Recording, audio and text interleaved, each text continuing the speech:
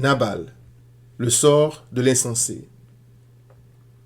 Gloire soit rendue à Christ pour les portraits très peu flatteurs de l'homme dans sa parole. Si l'homme qui aime tant se glorifier était l'auteur de la Bible, comme le clament certains, il ne peindrait pas un tableau aussi sombre de lui-même.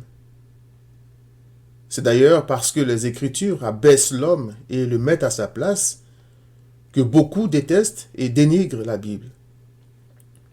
Je voudrais dans ce témoignage parler de la manière dont le Seigneur nous décrit à travers le portrait d'un homme riche appelé Nabal et la façon dont est illustrée l'œuvre que Christ est venu accomplir pour des pécheurs comme moi. Nabal était un homme extrêmement riche. Son nom veut dire insensé.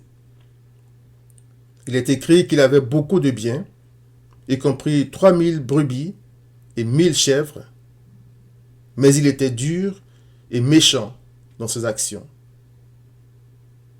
Nabal prouva sa folie à David, l'homme que l'Éternel avait choisi pour régner sur Israël à la place du roi Saül. Fuyant le roi Saül, qui par jalousie voulait l'éliminer, David et ses hommes avaient besoin d'aide, épuisés qu'ils étaient dans le désert. David avait protégé les hommes de Nabal qu'il avait rencontrés et les avait traités avec bienveillance. Croyant pouvoir compter sur le bon sens de Nabal, David envoya des jeunes lui porter un message plein d'égards. Il est écrit: « Allez auprès de Nabal, vous le saluerez en mon nom, et vous lui parlerez ainsi. Pour la vie, sois en paix, et que la paix soit avec ta maison et tout ce qui t'appartient. Tes bergers ont été avec nous, nous ne leur avons fait aucun outrage, et rien ne leur a été enlevé pendant tout le temps qu'ils ont été à Carmel. Demande-le à tes serviteurs, et ils te le diront. Que ces jeunes gens trouvent donc grâce à tes yeux, puisque nous venons dans un jour de joie. Donne donc, je te prie, à tes serviteurs et à ton fils David ce qui se trouvera sous ta main. » Mais c'était mal connaître Nabal, cet homme que l'Éternel avait fait prospérer.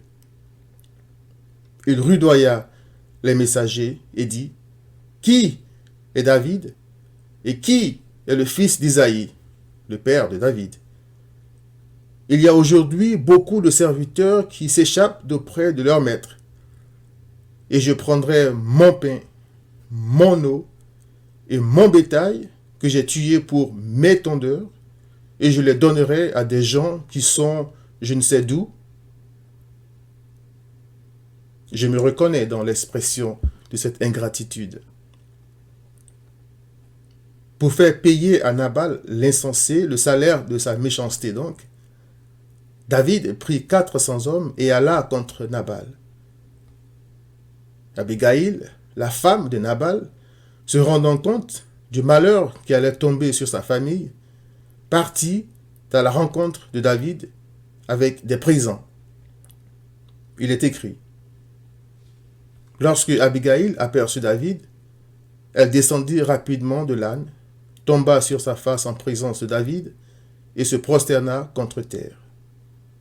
Puis, se jetant à ses pieds, elle dit: « À moi la faute, mon Seigneur, que mon Seigneur ne prenne pas garde à ce méchant homme, à Nabal, car il est comme son nom. Nabal est son nom, et il y a chez lui de la folie.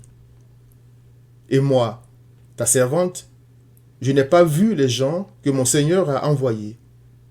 Accepte ce présent que ta servante apporte à mon Seigneur, et qu'il soit distribué aux gens qui marchent à la suite de mon Seigneur. Pardonne, je te prie, la faute de ta servante. » Ce que je retiens de l'histoire de Nabal, eh bien, la méchanceté de Nabal me rappelle la folie de mes péchés et mon ingratitude vis-à-vis de l'Éternel. Avant de croire en lui, j'ai méprisé Christ exactement comme Nabal a méprisé David. La colère de David m'enseigne la légitime colère et le juste jugement de l'Éternel contre les méchants et les insensés. Abigail veut dire source de joie. La mission qu'elle a entreprise pour sauver sa maison et son insensé de mari est une très belle image de l'œuvre de Christ, le trésor du croyant.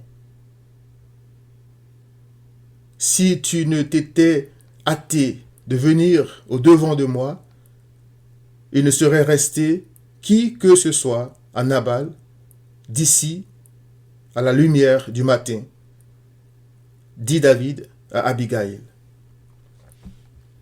Si Abigail n'avait pas plaidé avec David, s'il n'avait pas eu de source de joie pour le pécheur auprès de l'Éternel, ou disons plutôt que si Christ n'était pas intervenu pour sauver des pécheurs comme moi, nous aurions tous fini comme Nabal, dont il est dit, environ 10 jours après, l'Éternel frappa Nabal et il mourut. Cher ami, ne sommes-nous pas insensés comme Nabal, riches que nous sommes tous de l'image et de la bonté de l'Éternel, qui fait lever son soleil sur les méchants et sur les bons, et qui fait pleuvoir sur les justes et sur les injustes? La bonté et la patience de l'Éternel envers nous ne nous recommandent-elles rien? Je te prie de changer d'attitude et de venir à Christ, l'homme par lequel l'Éternel jugera le monde. Il est écrit, Dieu, sans tenir compte des temps d'ignorance, annonce maintenant à tous les hommes, en tout lieu, qu'ils aient à se repentir, parce qu'il a fixé un jour où il jugera le monde selon la justice par l'homme qu'il a désigné, ce dont il a donné à tous une preuve certaine en le ressuscitant des morts. Christ, cet homme par lequel l'Éternel jugera le monde, Christ, le juge, a lui-même payé de son sang l'exonération de ceux qui croient en lui. Profite de cette bonne nouvelle pendant qu'il est encore temps. Viens à Christ.